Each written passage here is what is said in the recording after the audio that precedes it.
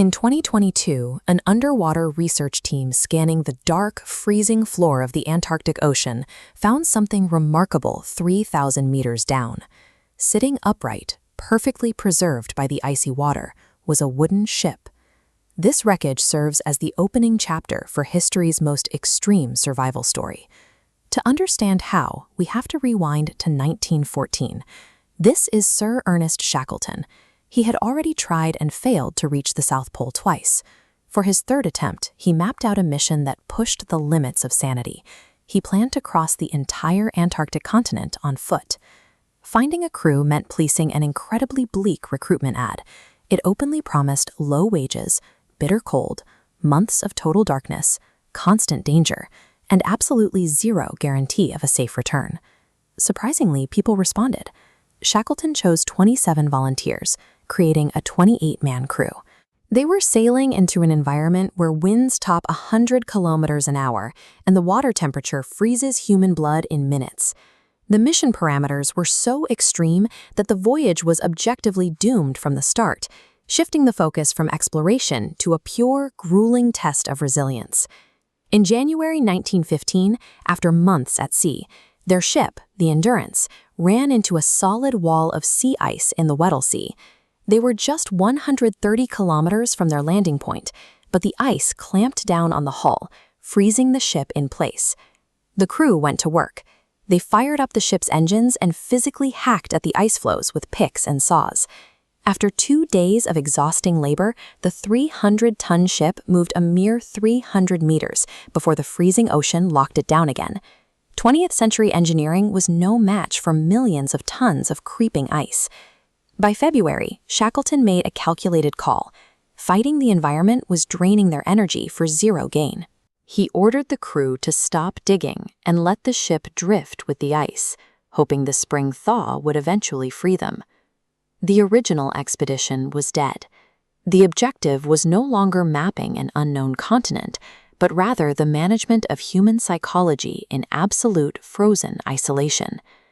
Shackleton understood a crucial reality about surviving in extreme environments. The cold and starvation were obvious physical threats, but the immediate, lethal danger was a creeping sense of despair.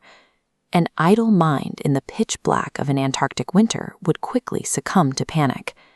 To combat this, he stripped away the uncertainty by implementing a rigid, non-negotiable daily routine. The Endurance essentially became a floating winter station, and every man had to stick to a schedule. The crew woke at specific times. They played organized football matches on the solid ice outside. They took turns cooking meals, cutting each other's hair, and caring for the sled dogs. No one was allowed to sit alone and dwell on the reality of their situation. This enforced social schedule had a secondary effect. It flattened the rigid class structures and naval hierarchies of the era. Officers and deckhands worked side by side, forging deep emotional bonds with each other and the animals they cared for. While the physical world literally froze and warped around them, this manufactured daily rhythm acted as an invisible psychological shield. It kept their minds intact when the environment was actively trying to break them. That mental discipline was severely tested in October 1915. The ice didn't thaw, it shifted. Millions of tons of frozen pressure converged on the Endurance. The oak hull splintered, the decks buckled, and the ship was slowly, violently crushed. Shackleton gave the order to abandon ship. The crew salvaged lifeboats, tents, and whatever meager rations they could carry, stepping out onto the ice sheet. They pitched small canvas camps in temperatures that plummeted to -20 degrees Celsius. Their geographic reality was now mathematically terrifying. They were a floating colony camped out on fractured ice floes, drifting thousands of kilometers from the nearest shipping lane with absolutely no way to call for help. Surviving on the open ice forced an agonizing pivot. Rations were dwindling rapidly, and the men were starving. Keeping the sled dogs alive required calories they simply didn't possess. In a move that devastated the crew, Shackleton ordered the animals to be put down. Survival in these conditions became a brutal mathematical calculation. Shackleton overrode the crew's deep emotional attachments, trading their beloved companions for the caloric certainty of a few extra weeks for the men. By April 1916, the ice they were living on began to break apart beneath their feet. The crew piled into their small wooden lifeboats, frantically navigating a chaotic, shifting maze of frozen ocean debris, until they finally dragged themselves onto the rocky shores of Elephant Island. It was the first solid ground they had touched in 16 months. But the relief was fleeting. Elephant Island was totally barren. There were no animals, no plants, and no shelter. Staying there meant a slow, guaranteed death by starvation. So Shackleton made another deeply unlikely call. He would leave 22 men behind and take a 5-man team in a single 22-foot lifeboat.